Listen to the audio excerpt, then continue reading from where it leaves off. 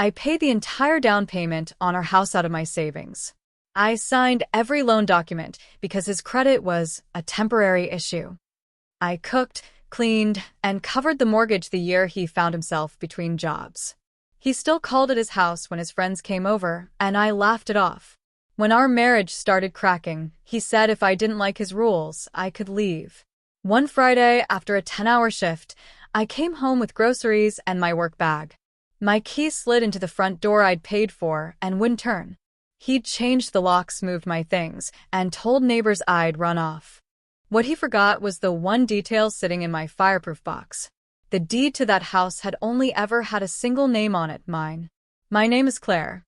I'm 34 and I live in Denver, or more accurately, in a quiet suburb where every house looks like it was copy-pasted from the same Pinterest board. Gray siding, white trim, small tree in the front yard trying its best. I'm a physical therapist at a rehab clinic. 8-hour days on paper, 10 or 11 in reality. My job is literally teaching people how to stand up for themselves again, muscle by muscle. It took me a long time to realize I wasn't doing that in my own life. I met my husband, Jason, 11 years ago when I was finishing my last clinical rotation, and he was bartending at a sports bar near the hospital. He was one of those men who could go whatever room they're in. Broad shoulders, easy laugh, a way of remembering small details that made you feel seen. On our first date, sitting on a rooftop patio with a view of the city, he told me how he'd dropped out of college to help his dad when his construction business went under. I've been hustling ever since, he said, clinking his beer against my water. One day I'll have my own place. Not just an apartment, a real home. I'd grown up in rentals that changed every few years, always at someone else's mercy. The idea of a real home hooked into me like a promise. We moved in together after a year. It made sense financially, at least that's how we justified it. I had a steady job by then at the clinic. He bounced between bartending and commission-based sales jobs, always sure the next one would be the big break. Babe, just give it a few months, he'd say, kissing the top of my head as he rushed out the door. Once this thing takes off, you won't have to work so hard. You can do your yoga stuff full-time or whatever.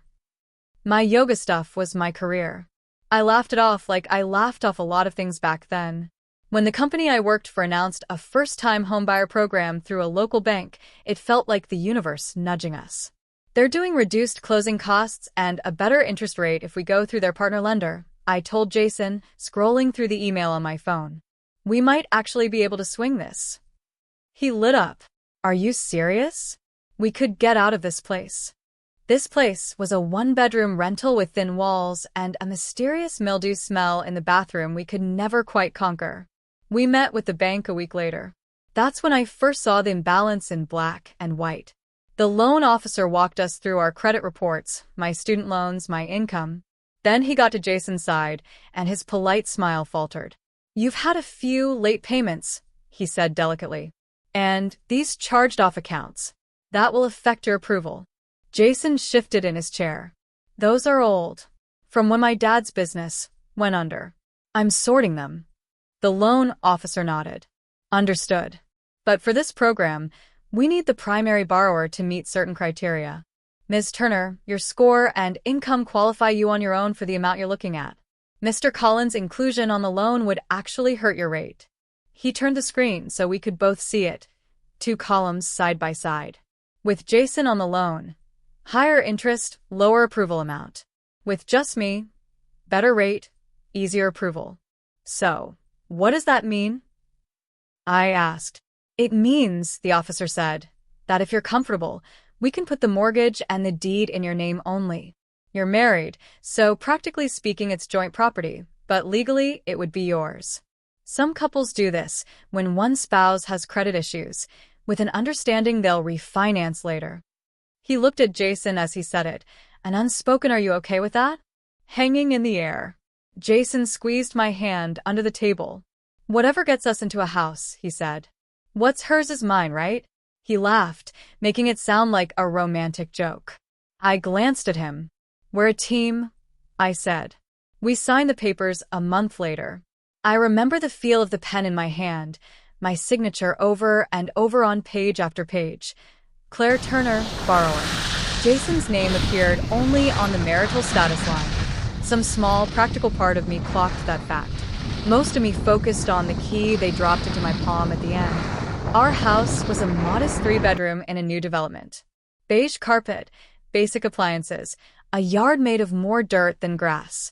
To me, it was a palace. We moved in on a blistering August day.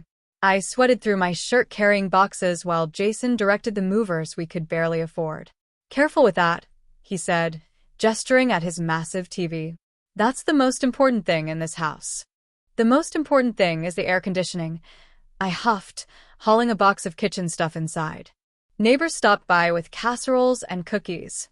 Jason shook hands, told them the story of how he'd finally managed to buy a place after years of scrabbling.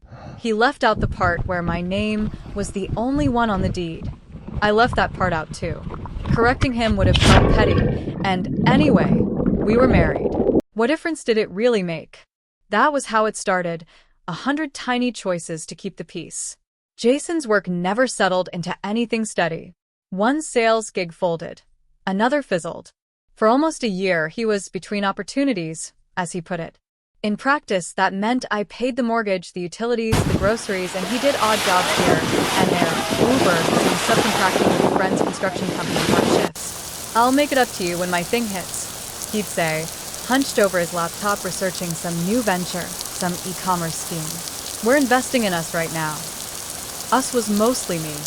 I picked up extra shifts at the clinic. I brought paperwork home. I learned to stretch ground beef into 3 meals. When I suggested he take a more stable job, even temporarily, he looked wounded. "You don't believe in me," he said. "Like everyone else." That sentence was a trap.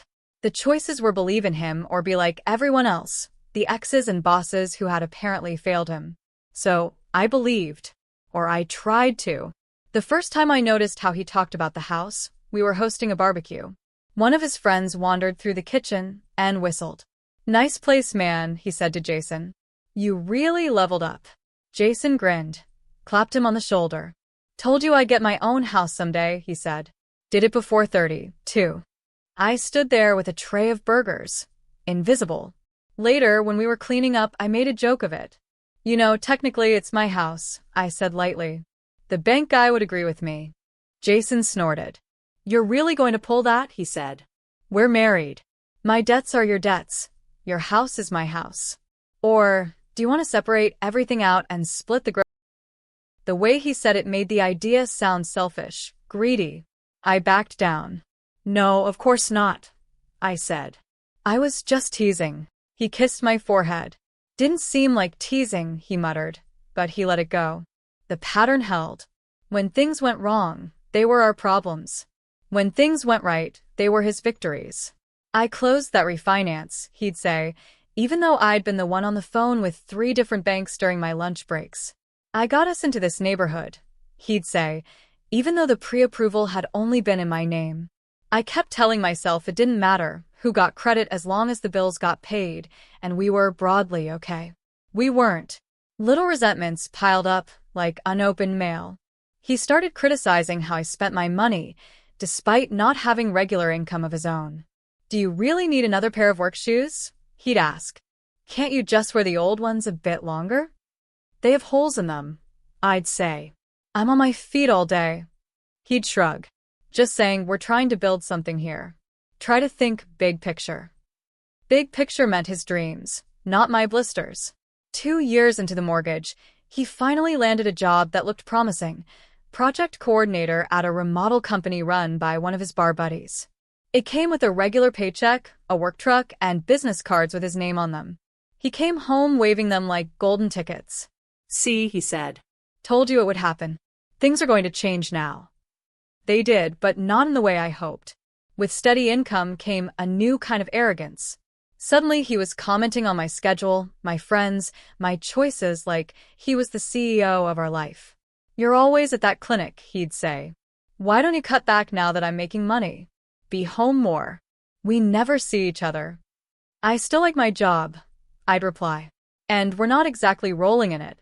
Cutting back would just mean more pressure on you." He'd sigh theatrically. "You never let me take care of you." The irony was almost funny. The beginning of the end arrived in the form of a woman named Jenna. She was an interior designer who worked with Jason's company. I met her at a company holiday party, tall, polished, friendly in a way that felt slightly performative. "We practically live on job sites together," she said, laughing when Jason introduced us. "Your husband is a lifesaver with clients." I watched her hand linger on his arm a moment too long. I filed it away, told myself not to be paranoid. Over the next few months, his phone seemed glued to his hand more than usual. He worked late more often. He started going to networking drinks after site visits. When I asked how things were going, he'd say, "Busy as hell, in a good way." One night, I saw a text preview flash on his screen as he was showering. "Can't stop thinking about today," smirking face. The contact name was saved as JC Design. My stomach dropped. I didn't look further then. Maybe I should have. Instead, I sat on the edge of the bed, hands cold, and told myself stories. Maybe it's about a project. Maybe it's harmless flirting. Maybe I'm just tired and reading too much into it. When he came out of the shower, I was already under the covers, pretending to scroll my own phone. "Everything okay?" he asked. "Yeah," I lied. The real betrayal, the undeniable, dignity-destroying one, came 3 weeks later. We'd been arguing more, small things that spiraled. The way he snapped when I asked him to rinse his dishes. The way he rolled his eyes when I mentioned being exhausted after back-to-back patients. "You have no idea what pressure is," he said one night, pacing the kitchen. "You just clock in, do your little stretches with people, and clock out. I'm responsible for whole projects." "My little stretches keep people out of wheelchairs," I snapped. "Maybe show some respect." His face hardened. "If you don't like how I talk, you can leave," he said. "Nobody's forcing you to stay in my house." The words landed like a slap. Our house, I thought. My name on the mortgage. My overtime paying the bills when he was finding himself. Out loud, I said, "It's not just your house." He stepped closer, voice dropping. "You really want to play that game?" he asked. "Fine. This is my home. My rules. If you don't like them, you know where the door is." We stared at each other, the air between us heavy and sour. I went to bed without another word. The next morning, I got up before him, dressed for work, and left without making his coffee like I usually did. All day at the clinic, my mind replayed the argument. I went through the motions, guiding patients through exercises, writing notes, but under it all was a low drumbeat of disbelief. My house. My rules. By the time my shift ended, I'd calmed down enough to decide we needed a real conversation. Maybe even counseling. Something. I stopped at the grocery store on the way home, picked up his favorite ice cream against my better judgment, trying to extend an olive branch. The sun was dipping low when I pulled into our driveway. The house looked the same, beige, neat, one light on in the living room. I grabbed the grocery bags and my work bag, walked up to the front door, and put my key in the lock. It didn't turn. I frowned, tried again. The key wouldn't go in all the way. I jiggled it, the metal scraping uselessly.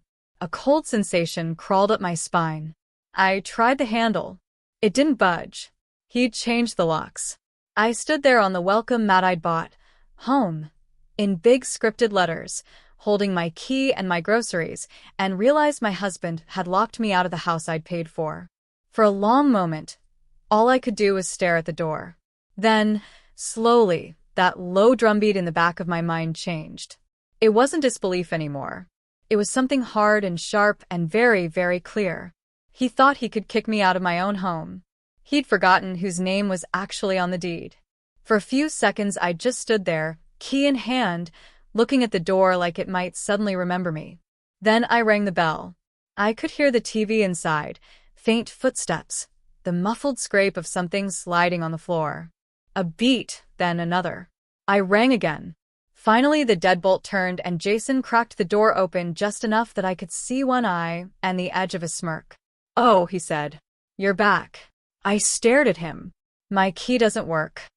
"Yeah," he said, not even pretending to be sorry. "I had the locks changed." He said it like he was telling me he'd picked up milk. "You what?" My voice came out thin. He opened the door a little wider, just enough for me to see a couple of cardboard boxes stacked in the entryway. My boxes. My handwriting on the sides. Closet, winter, books, office. I thought it was for the best, he said. You were clearly unhappy. I'm giving you space. By locking me out of my own house? I asked. Our house, he corrected automatically. And you're being dramatic. I didn't want another screaming match. This way we can both cool off. I packed some of your stuff. The rest we can sort out later. He reached for the nearest box, as if to hand it to me. I didn't take it. Move, I said quietly. I'm coming in. He lifted his chin. Nah, he said. Not tonight. I talked to someone at work. They said I have a right to peace in my own home. You're not on the lease, remember?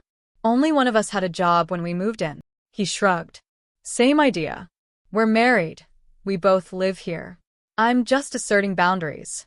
You told me you might leave. I helped. My hands started to shake. Not from fear this time, from a cold, clean anger. Fine, I said. Then call the police and tell them you've locked your wife out of her marital home. His eyes flickered. I could see the calculation behind them. You're not going to call anyone, he said. You hate conflict. You'll go stay with one of your little friends and sleep it off. He went to shut the door. I put my foot in the frame. Move your foot, Claire, he snapped. Jason, I said, keeping my voice as even as I could, if you close this door on me, we can't come back from that. Not as a married couple. He hesitated for just a second. I saw the old script flash across his face. Charm, apology, half-hearted hug. Then he exhaled. Maybe that's for the best, he said, and slammed the door hard enough that it rattled. The edge caught my ankle. I stumbled back onto the porch, groceries spilling out of the bag, oranges bouncing across the concrete. Somewhere deep in the house, I heard the TV volume go up.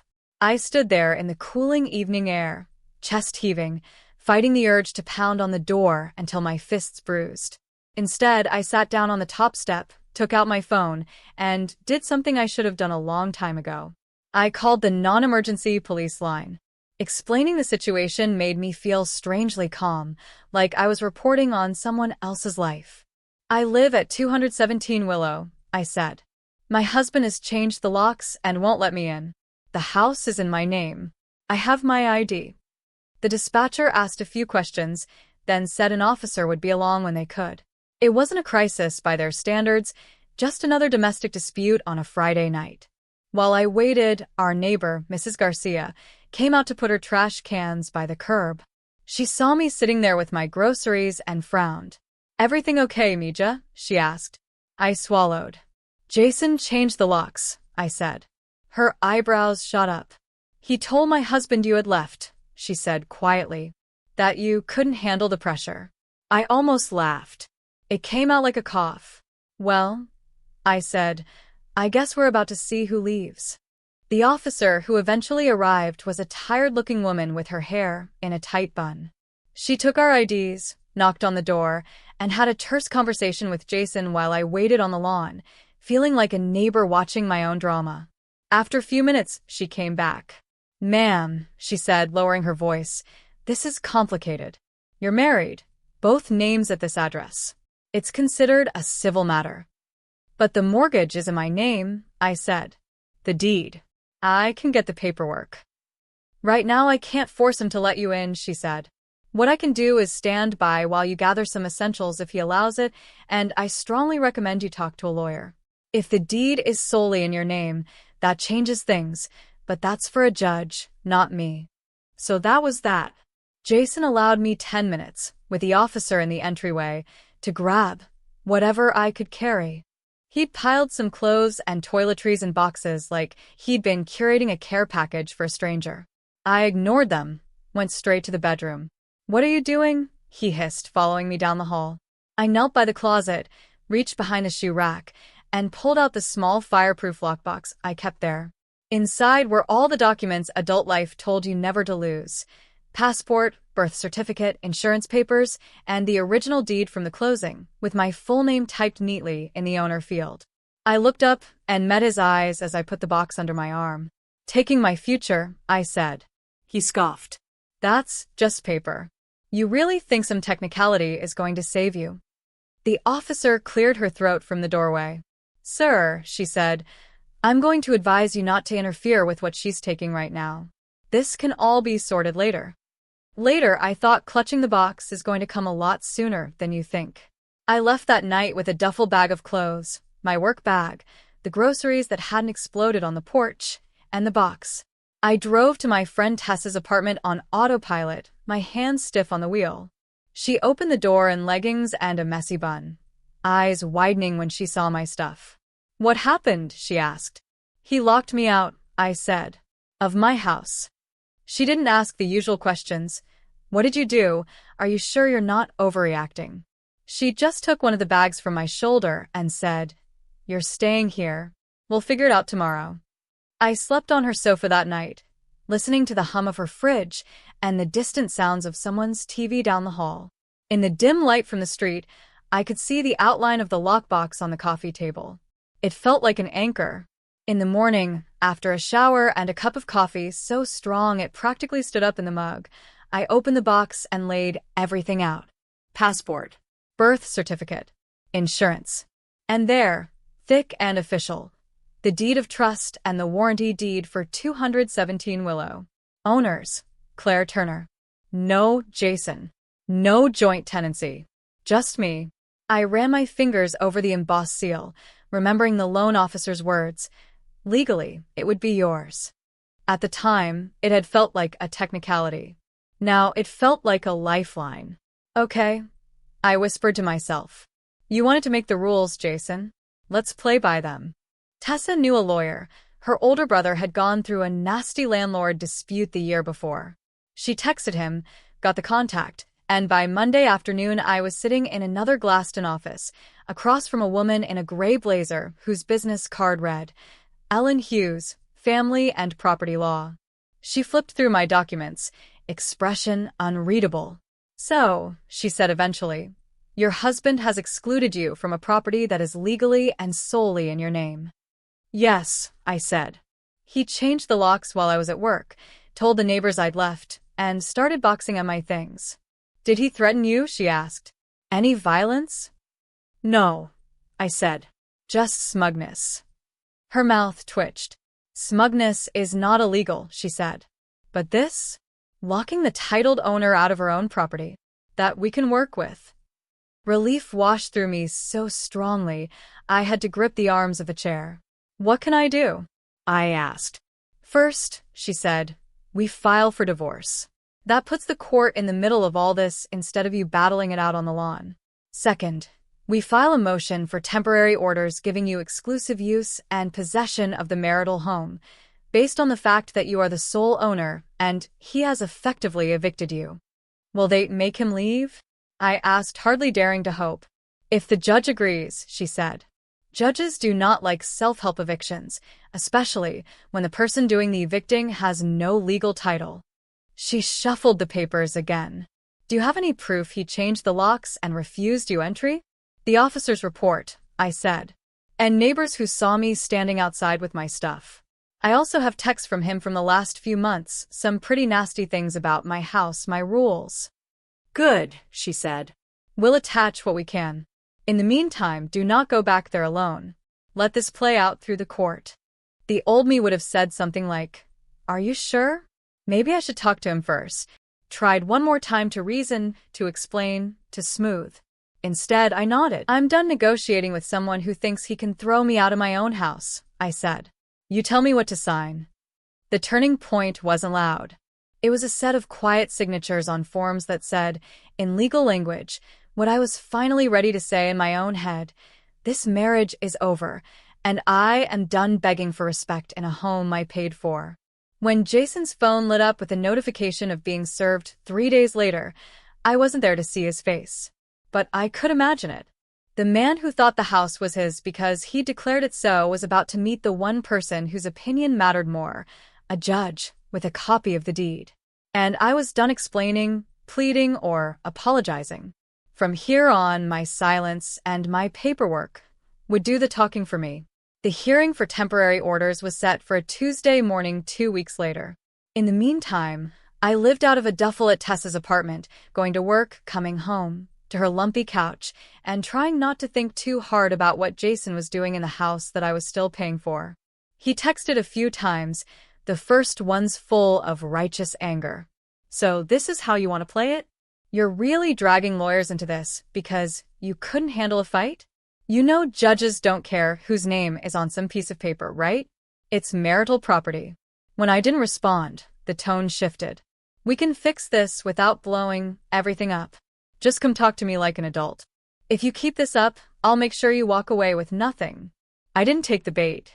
Every message went into a folder I had started on my phone labeled Jason Court. The morning of the hearing, I woke before my alarm. My stomach churned, that old anxious energy trying to claw its way up, but beneath it was something steadier. I dressed carefully. Black slacks, soft blue blouse, hair pulled back. Not glamorous, not pitiful, just put together. The way I looked walking into work when I wanted patients to trust me. Ellen met me outside the courtroom with a calm smile and a stack of papers. "Remember," she said, "this isn't about winning everything today. It's about getting you back into your home and establishing a baseline of respect." Jason arrived with his own lawyer, a man with slick back hair and an expensive watch. Jason wore a suit I'd picked out with him for an interview 2 years ago. He didn't look at me.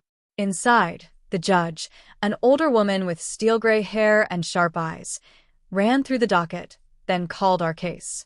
Ellen laid it out cleanly. Of the way he'd waved his hand around the living room and called it his. Of my key, refusing to turn in my own front door. "It's not about the lock," I said quietly. "It's about the way you thought you were entitled to use it." He stared at me, something almost like panic flickering behind his anger. "You'll regret this," he said. "Houses are replaceable. People aren't." "For once," I said, "we agree on something." I walked away before he could answer, returning to the house with Ellen's letter in my bag and the court order in my hand felt surreal. Jason had left already, apparently more afraid of violating a judge's order than of respecting my boundaries. The place was eerily tidy, like a stage set after the actors have gone home. My boxes, my life, were stacked neatly in the garage, waiting for a future that no longer felt precarious. I walked through each room slowly. The kitchen where I'd made countless dinners, worrying about bills he barely thought about. The living room where he'd watched sports and called it his couch. The bedroom where I'd lain awake listening to his even breathing, wondering why I never felt fully at rest. I stopped in the doorway and looked at the bed. It was just furniture, but it held so much history that I couldn't stand the sight of it. The next day, I sold it on a local marketplace and used the cash to buy a simple, solid platform bed I'd always liked but never thought was our style. Piece by piece, I reclaimed the space. I changed the Wi-Fi password.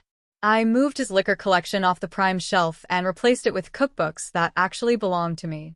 I repainted the accent wall in the living room from the dark navy he'd insisted on to a soft green that made the room feel bigger. The divorce itself took months. There were more hearings, more paperwork. In the end, we sold the house. Not because I had to, but because I wanted a clean break, a home that had never heard him say my rules to me. The equity, once the mortgage and fees were settled, was split mostly in my favor.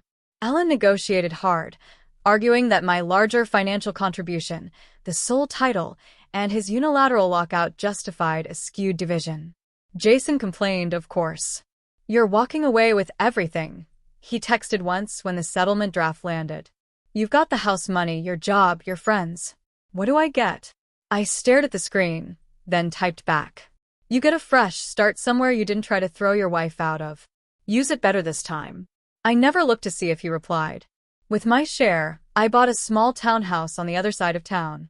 2 bedrooms, lots of light, no ghosts in the hallways. The deed has one name against mine. The difference is that now I understand exactly what that means. I still fix other people's bodies for a living. I still spend my days coaxing strength out of muscles that have atrophied from disuse. But now, when I go home, I don't feel like I'm stepping into someone else's story. Sometimes, on quiet evenings, I'll catch myself reaching for the deadbolt and feel a strange gratitude. Not for what Jason did. I will never be grateful for the night he decided my home was his weapon. But for the way that slam of the door forced me to finally test the strength of my own legs. He lost something in all this beyond the money and the convenience of living in a house I paid for. He lost access to my labor, to my belief in his narratives, to the version of me who would rather sleep on a couch than risk making a fuss. I gained something much less dramatic to look at, but far more permanent. I gained the knowledge that a deed is more than paper. It's a boundary. And that no one, no matter how charming or how familiar, has the right to turn the key in a lock and decide whether I get to exist in my own life. If someone ever tells you, "My house, my rules," in a place you helped build, pay attention. That's not just a sentence. It's a confession. The best revenge I got wasn't the judge's order or the settlement check. It was the quiet click of a lock in my new front door and the certainty that this time the only person who can shut me out is me. And I have finally stopped doing that.